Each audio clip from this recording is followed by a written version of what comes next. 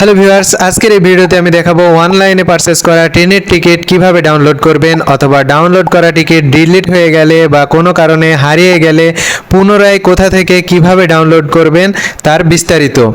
তো চলুন ভিউয়ার্স, শুরু করা যাক। আপনারা দুটি মাধ্যমে খুব সহজে পারচেজ করা টিকিট ডাউনলোড করতে পারবেন।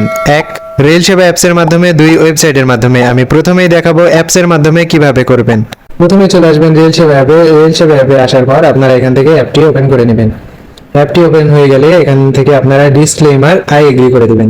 আই এগ্রি করার পর দেখুন এখানে নিচের দিকে যদি আপনারা লক্ষ্য করেন তাহলে তিনটি অপশন আছে, by tickets, my tickets, my accounts. তো এখান থেকে আপনারা যদি মাই টিকিটসে ক্লিক করেন তাহলে এখানে দেখুন দুটি অপশন আছে উপরে, আপকামিং টিপস এবং পাস্ট টিপস।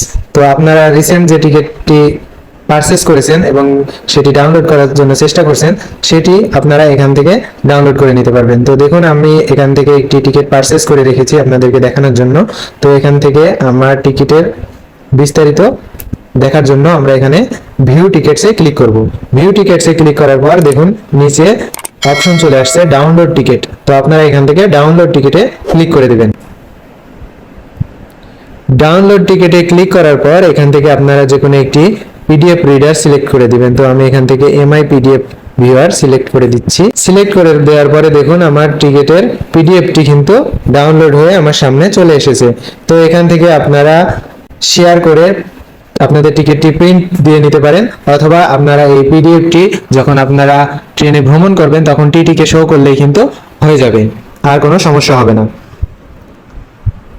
তো এবার আমি দেখাবো ওয়েবসাইটের মাধ্যমে আপনারা কিভাবে ট্রেনের টিকিট ডাউনলোড করবেন। এর জন্য আপনাদের ফোনে থাকা যে কোনো একটি ব্রাউজার আপনারা সিলেক্ট করে নেবেন। গুগলে এসে এখানে লিখে সার্চ করব ট্রেন টিকিট।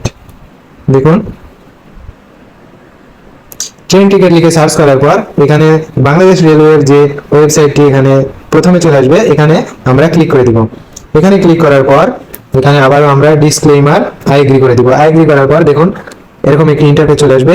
উপরে ডান কর্নারে একদম উপরে দেখুন একটি থ্রি বার আছে, আপনারা এই থ্রি বারে ক্লিক করবেন। থ্রি বারে ক্লিক করার পর দেখুন আপনাদের যে নাম দিয়ে আপনাদের রেজিস্টার করা সেই নামটি নিচে চলে আসবে। তো এখান থেকে আপনারা সেই নামের উপর ক্লিক করবেন। সেই নামের উপর ক্লিক করার পর দেখুন অনেকগুলো অপশন চলে আসবে। এখান থেকে আপনারা পারচেজ হিস্ট্রি যে অপশনটি আছে এখানে ক্লিক করবেন। এখানে ক্লিক করার পর দেখুন আপনাদের মোবাইল নাম্বার এবং পাসওয়ার্ড যেটি দিয়ে রেজিস্টার করা সেটি দিয়ে আপনারা এখান থেকে লগ ইন করে নেবেন। লগ ইন করার পর দেখুন আপনাদের পারচেজ হিস্ট্রির মধ্যে আপনারা যে ট্রেনের টিকিটটি পারচেজ করবেন সেটি এখানে চলে আসবে, এবং এখানে একটি অপশনে চলে আসবে ডাউনলোড টিকিট। তো এখান থেকে আপনারা খুব সহজে ডাউনলোড টিকিটে ক্লিক করে আবারও পুনরায় আগের মতো যে কোনো একটি পিডিএফ রিডার সিলেক্ট করে দিলেই কিন্তু আপনাদের ট্রেনের টিকিটটি ডাউনলোড হয়ে যাবে। তো এইভাবে আপনারা খুব সহজেই আপনাদের ট্রেনের টিকিট ডাউনলোড করতে পারবেন, অথবা ডাউনলোড করা টিকিট ডিলিট বা হারিয়ে গেলে পুনরায় ডাউনলোড করে আপনারা সেটা দিয়ে ভ্রমণ করতে পারবেন। তো ধন্যবাদ ভিউয়ার্স, আজকে ভিডিওটি এই পর্যন্তই। ভিডিওটি থেকে যদি আপনারা একটু উপকৃত হন তাহলে অবশ্যই ভিডিওটিতে একটি লাইক, কমেন্ট এবং ভিডিওটি শেয়ার করে দিবেন। আর আপনি যদি এই চ্যানেলে নতুন হয়ে থাকেন তাহলে অবশ্যই চ্যানেলটিকে সাবস্ক্রাইব করে পাশে থাকা বেল আইকনটি ক্লিক করে দিবেন।